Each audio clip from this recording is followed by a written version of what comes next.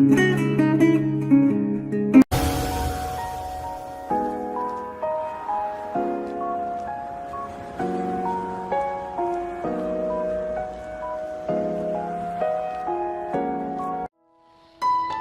katal lece kavan duem mase dutak nena limlai partlan mek kay ayaro puizo bana vuana ngai ngam takle lim taka ummeki chake memaila tun aya na belle hi kamato silo engma kani ve thlot lawani ti che chwati tu mai ni don sia chu chu kadu zo ni silo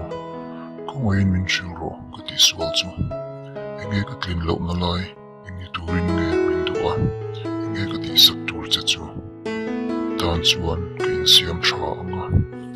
idu ti tur hian engma re min dang tu pathian chok lo chu anom thei don em ni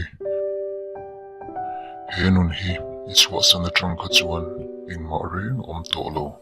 lutna chete pu anei to lo wa ko harna le lungai na chum thimin tuam tlata limna ni reng asung tlang zo to lo sin ral le lama ro me zam chi ai te kha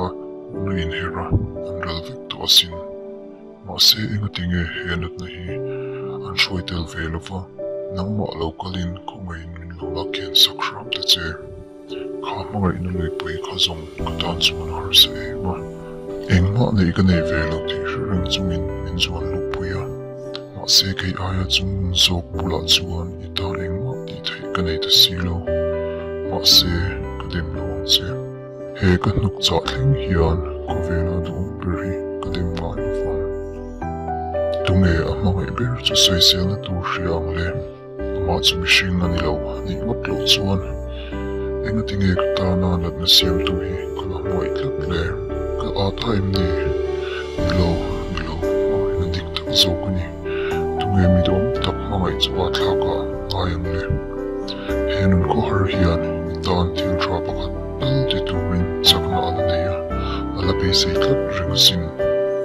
thenrul ten an sel un loina kara po adana lim na siam thei tu chu ngak fan fama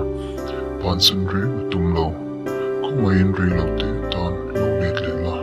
imangai na farkat pal chu han lan le da che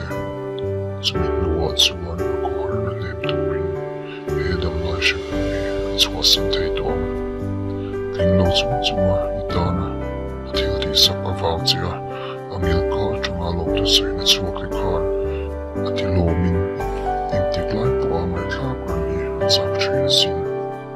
ma se arsila pai po ati har sa ni to si top nana tu sei thei om chung chu hei hi ani kalla tu ma tina to su ti chu hi ani